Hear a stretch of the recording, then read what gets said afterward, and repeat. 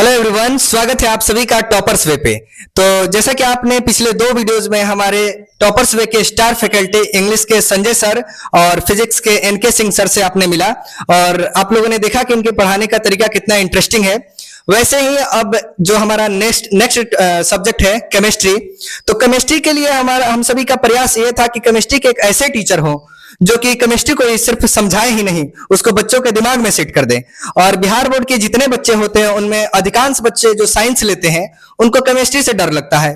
अधिकांश बच्चों में समझ में नहीं आता कि केमिस्ट्री है क्या। तो हम सबका प्रयास था कि केमिस्ट्री के एक ऐसे टीचर हो जो केमिस्ट्री को एकदम इंटरेस्टिंग वे से समझाए, और उसी के लिए हम बुलाना चाहेंगे कि जय कुमार सर आइए यहाँ पे। ये केमिस्ट्री के सिर्फ एक अध्यापक नहीं है, केमिस्ट्री के लिविंग लीजेंड हैं, the God of chemistry who know is mister जय कुमार सर। Please come.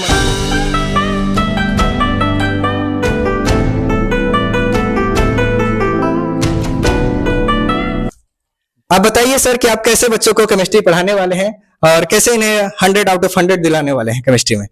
बहुत बहुत धन्यवाद आपका अजीत सर। और टॉपर्स वे पे आप सभी का बहुत बहुत स्वागत है। Toppers way powered by Meera academy. और ये टॉपर्स वे एक वीडियो चलाने के लिए चैनल ही नहीं बल्कि पूरे बिहार के बच्चों का एक भविष्य का निर्माण करने वाला बना है।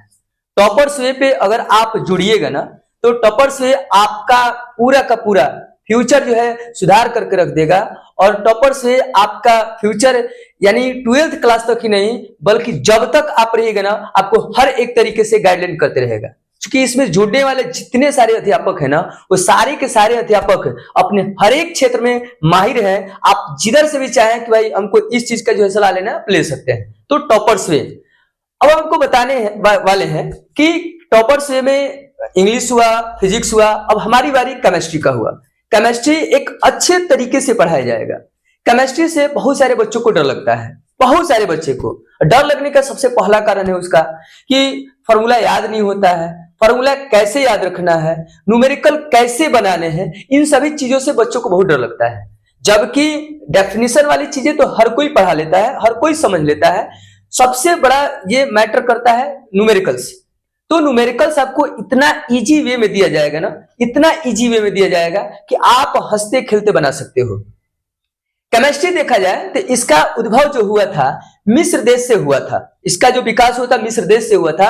और मिस्र देश में इस केमिस्ट्री को लोग कीमिया के नाम से जानते थे। जो इसका शाब्दिक अर्थ जो निकाला गया ना वो काली मिट्टी। अब जैसे ही वो भारत में एंट्री किया ना तो काली मिट्टी का इस्तेमाल हमारे पूर्वज जो है अपने बाल वगैरह को धोने के लिए किया करते थे। और धीरे धीरे धीरे धीरे लेवोजियर ने इन चीजों का जो है अधिकांश जो है विस्तार किया। और विस्तार करने के बाद केमिस्ट्री को जो है 3 भागों में बांट दिए। और 3 भाग में बांटे जाने का मतलब कि पहला आपका मिला फिजिकल केमिस्ट्री, दूसरा इसका मिला ऑर्गेनिक केमिस्ट्री और तीसरा इसका मिला इनऑर्गेनिक केमिस्ट्री। फिजिकल का मतलब होता है भौतिकी, ऑर्गेनिक का मतलब होता है कार्बनिक और इनऑर्गेनिक का मतलब होता है अकार्बनिक। इन सभी चीजों को हम लोग बिल्कुल आसान वे में, आसान भाषा में पढ़ने वाले हैं। तो आप जो है आसानी से जो है इस चैनल को सब्सक्राइब कर लीजिएगा और बढ़िया से जो है पढ़ने की कोशिश कीजिएगा। ठीक है, अब हम आपको ले चलते हैं कि इन तीनों भाग को जो हम लोग बांट करके केमिस्ट्री पढ़ते हैं इसमें क्या क्या कौन सा चैप्टर कहां मिलने वाला है। ठीक है ना, आइए इसके ऊपर आपको ध्यान देना होता है। और ध्यान ये देना है ना कि कैसे जो है आपको पढ़ना होता है। ठीक है ना, बिल्कुल आसान भाषा में पढ़ना है।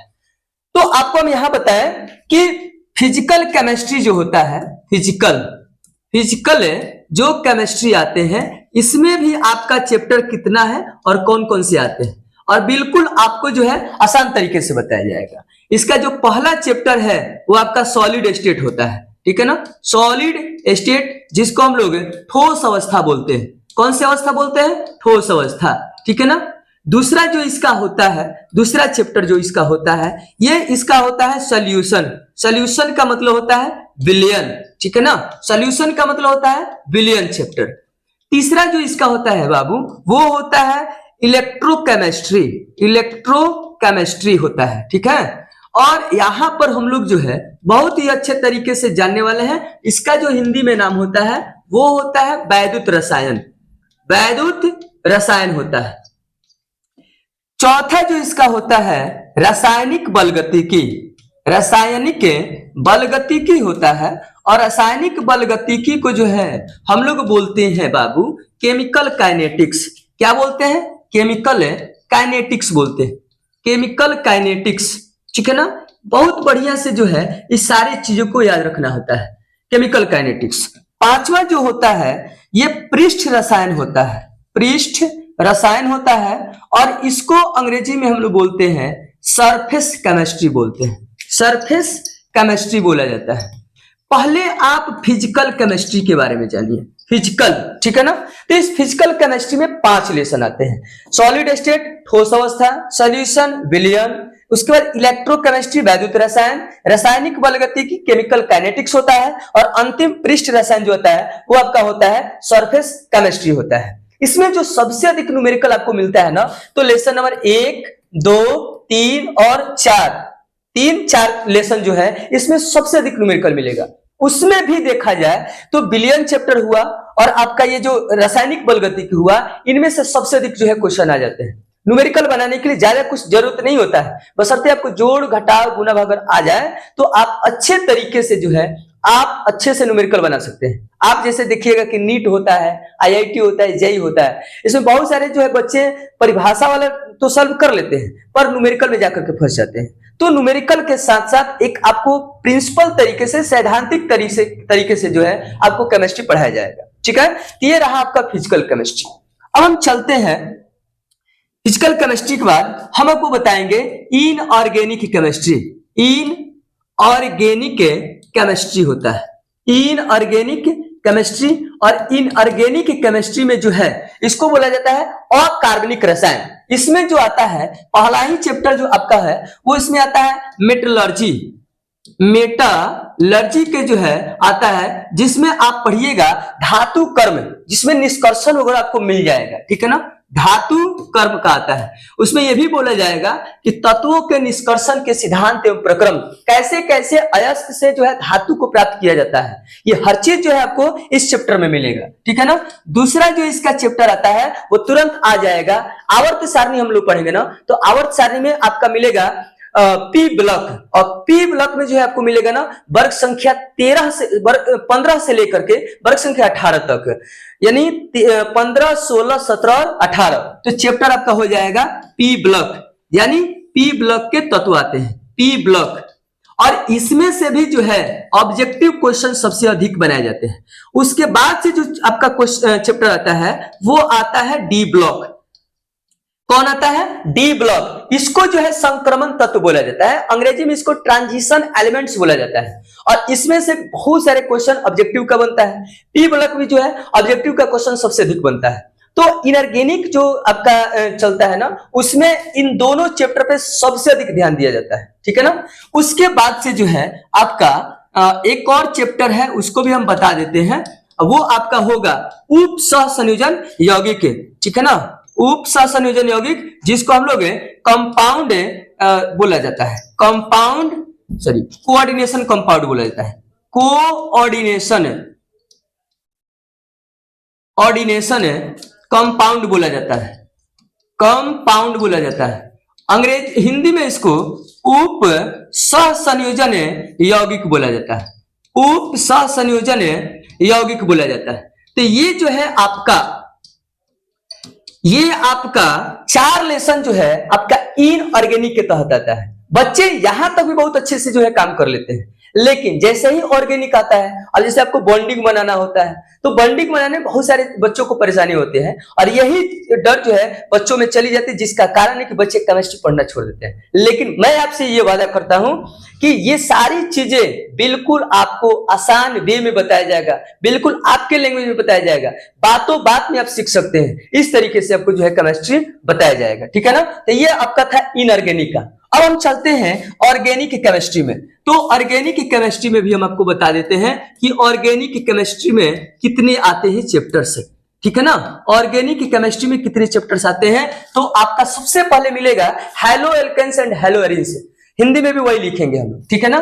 Halo alkane, haloalkane, haloalkane और हेलो एरिन्स, हेलो एरिन्स, ठीक है ना, ये आते हैं। हिंदी में भी वही नामें हो जाती हैं। दूसरा जो इसका आता है वो आता है एल्कोहल, फिनॉल और ईथर, एल्कोहल, फिनॉल और ईथर, एल्कोहल, फिनॉल और ईथर, एल्कोहल, फिनॉल और ईथर, ठीक है ना।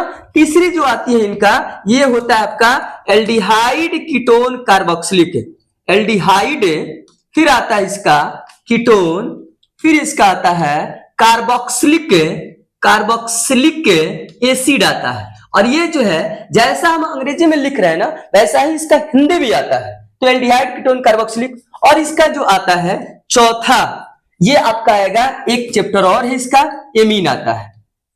इनमें सबका जो है बच्चे यहां तक ये गलती करते हैं ना कि 11वीं में आईयूपीएससी नोमेनक्लेचर नहीं पढ़ पाते हैं, और आईयूपीएससी जो होता है ना सबसे जरूरी वाली होती है, और ये सब में जो है सबका आईयूपीएससी नोमेनक्लेचर पढ़ना होता है, तब जाकर के केमिस्ट्री का एक बहुत बड़ा रीड जो है पकड़ पाइएगा और अच्छे तरीके से समझ पाइएगा, ठीक है ना। तो ये आपका ऑर्गेनिक का चैप्टर है।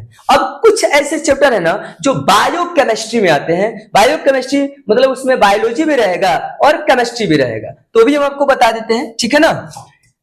आइए बायोकेमिस्ट्री में आता है, बायोकेमिस्ट्री, बायोकेमिस्ट्री, ठीक है ना, बायोकेमिस्ट्री में। अब इसमें जो आता है वो आपका सबसे पहला जो आता है बायोमोलिक्यूल आता है, जिसको जैव अणु बोला जाता है, तो बायोमोलिक्यूल आ जाएगा, बायोमोलिक्यूल। और इसमें ना आप पूरी तरीके से पढ़िएगा, जैसे आपने नाम सुना होगा कार्बोहाइड्रेट वगैरह का, इसमें आपको पढ़ना है बायोमोलिक्यूल। दूसरा जो है आपका आता है आपका पॉलीमर आता है, पॉलीमर, ठीक है ना। पॉलीमर का मतलब होता है बहुलक। और तीसरा जो आता है वो एवरीडे, जो दैनिक जीवन में जो केमिकल का इस्तेमाल हम लोग करते हैं, everyday, everyday, everyday life, everyday life chemical आता है, ठीक है ना। यानी ये जो है आपका बायोकेमिस्ट्री के तहत आता है। और इस तरीके से जो है पूरे केमिस्ट्री का चैप्टर का हमने आपको नाम बता दिया है। अब आपको ये ध्यान देना है ना कि हर एक चैप्टर को जो है एक अच्छे तरीके से बताया जाएगा, आपका सैद्धांतिक तरीके से, प्रैक्टिकल तरीके से, न्यूमेरिकल, हर चीज आपको बताया जाएगा। तो अच्छे से तैयारी करने के लिए जो है आप टॉपर्स वे जो है आप जरूर सब्सक्राइब कीजिए, बढ़िया से पढ़िए और रेगुलर रहिए, ठीक है ना। और ये जो क्लास है 2 फरवरी से बिल्कुल स्टार्ट हो जाएगा, ठीक है ना। धन्यवाद।